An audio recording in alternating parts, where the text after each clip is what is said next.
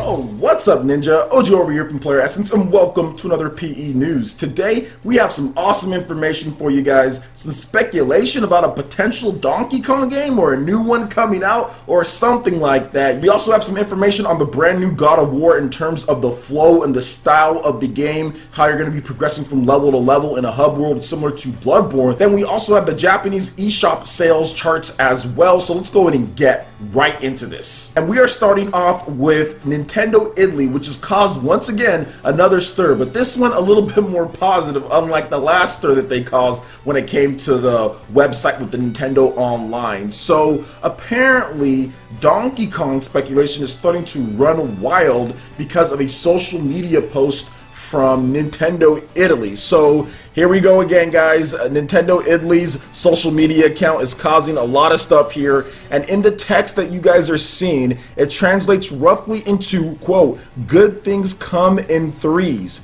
There's no two without three," or never two without three. And of course, as many of you guys know, there were 3 original Donkey Kong Country games. With the new series, there was Donkey Kong Country Returns, then Donkey Kong Country Tropical Freeze. That would make 2 entries. So could the third be on the way? So that's one way of looking at it. And yes, I guess the newer end ones, but there were the old Donkey Kongs too, so they could be saying, hey, we have Donkey Kong Country 1, Donkey Kong Country 2, and Donkey Kong Country 3 coming in, but I guess that wouldn't make as much sense because of what they're saying with the 2s and the 3s and all that, and referring to the latest stuff. But this is Nintendo Italy. We've seen this before. They caused that huge uproar over the whole Nintendo Online. It was a mistake. I'm not saying that this was a mistake post, but at the same time, it could have just been somewhat of a troll post from what's going on there. Maybe they were drinking a little bit too much. It's about to be the weekend and somebody decided they wanted to put something up based on something. I'm not really sure, based on them bringing out a new Donkey Kong, I don't know, virtual console on that one. So maybe that's what it could be. I don't want to overreact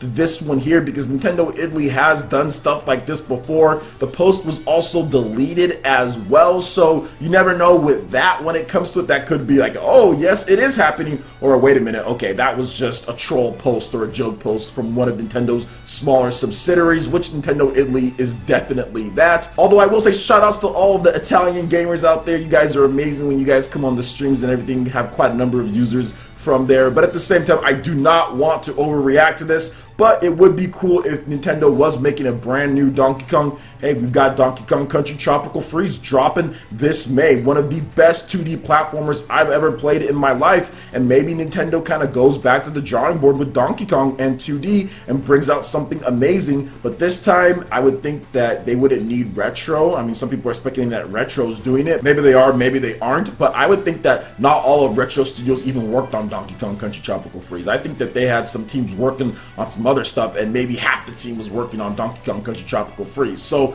we'll have to wait and see what happens, guys. I just don't want to overreact to this, but I'd be completely down for a brand new Donkey Kong Country game. I think Tropical Freeze is amazing, and it would be cool if this one had like online co-op. If they can just kind of push it a little bit further, I would love for that to happen. So let me know what you guys think about this post in the comment section below. Alright, and moving into the next story here. So God of War, we've got some new info on the level design. It's a hub world or hub-based like Bloodborne, or it's influenced from Bloodborne. So this details comes from the Lost Pages podcast, and they said that the level design is hub-based, mentioned the influence of Bloodborne with meaningful shortcuts and levels that wrap around onto each other. Details about side quests and how they are to reward the exploration. For example, one that ends in a ring that when equipped will change play styles. So this is actually really cool. I'm looking forward to God of War. Many of you guys of course see me as a Nintendo dude, which I am a Nintendo dude, but your boy loves God of War, one of my favorite PlayStation franchises, one of my favorite franchises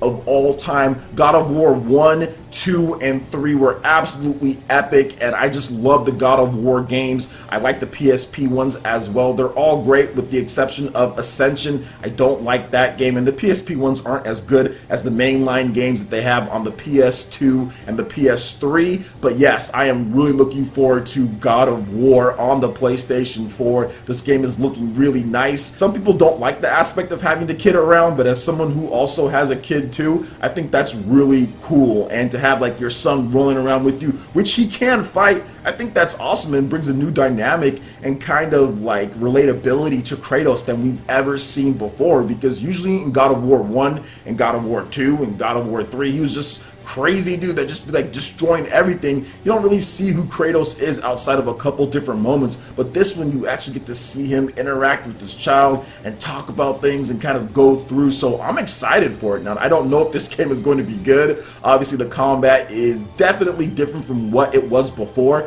but I'll say that God of War has always had a fantastic story, and that's what I really play God of War games for, to be honest. I mean, the gameplay is great, but the stories were also really good too. So I'm looking forward to experiencing the story with Kratos and his kid, kind of what happened in the years afterwards, or just what's going on to where he is at this point. There's a lot of questions that this game needs to answer when it comes to the God of War franchise. So I'm excited and I'm looking forward to it. There's not really much when it comes to PlayStation in April, so that's the big game that they're going to be releasing. I think it's going to do really well, and I'm just looking forward to it. And the fact that it's going to be like hub-based like Bloodborne, I think that's cool too, and that's probably the logical approach to this style of game in terms of how it looks now. So what do you guys think about God of War on the PlayStation 4? Is this a game that you guys are excited for? Are you planning on picking it up for your PlayStation 4, PlayStation 4 Pros? Let me know your thoughts in the comment section below. Alright, and moving into the final story here, we have the Japanese Nintendo Switch eShop charts from March 22nd to March 28th. Now we usually look at the US charts, but I wanted to take a look at the Japanese charts because a number of notable games did drop this month in March in Japan, so let's go ahead and go over it. Now they have just the top 10 here. We'll start from the bottom to move our way up to the top. So we have Layers of Fear Legacy, Splatoon 2, which is the evergreen of evergreen titles in Japan, Overcooked Special Edition, FIFA 18, which is still selling in Japan, the Opus game that just launched. We also have Human Fall Flat, which is funny, but there I think it's called Human Fail Flat. Then there's also Stardew Valley, Zelda Muso, Hyrule All-Stars DX, Kirby Star Allies, the Minecraft Nintendo Switch Edition. And the two big ones in there is Kirby Star Allies and Hyrule Warriors Definitive Edition. I just like that those games are doing well on the Nintendo Switch. What we've seen is that Kirby is doing extremely well on the Nintendo Switch. I think a lot better than what people thought, considering that this past week, Ni no Kuni 2 and also Valkyria Chronicles 4, two amazing games that reviewed higher than Kirby in pretty much all the different areas when it comes to everything: content, story, gameplay. And Valkyria Chronicles 4 are probably better games, and those games actually debuted lower than Kirby's second week in Japan, which it had a strong second week at over 80,000 units plus. So a lot of people were a little bit surprised with that one, considering the install base of the PlayStation 4 as well. That has a bigger install base than the Nintendo Switch. So that's great to see. It's even more sales on the Nintendo Switch eShop in Japan. And with Hyrule Warriors Definitive Edition, that game actually did okay apparently, based on some of the stuff that I've seen when it comes to the remaster. This is the third time that they've released this game, but another 24,000 units plus, not bad, and also making it to number 3 on the charts here. That's also not bad as well. So overall, happy that those two games are doing well on the Nintendo Switch in Japan and helping move the 50K plus that Nintendo's been moving in the past few weeks. And I think things are going to pick up quite a bit as well. We're going to see how Labo does, because that could potentially bring in a brand new audience into the Nintendo Switch, because a lot of people might pick up a Labo kit for their kid and then also say, what else can we play? I think you'll see a lot more Mario Kart 8 Deluxe copies being sold, a lot more Super Mario Odyssey copies, and even some Legend of Zelda copies as well, if someone gets like the robot game or something like that, a little bit more of the advanced one. So I think Labo's really going to bring in some new people too, just because it's so different and unique from what you usually see. So I'm excited to see how that does in Japan as well. We've had some strong pre-orders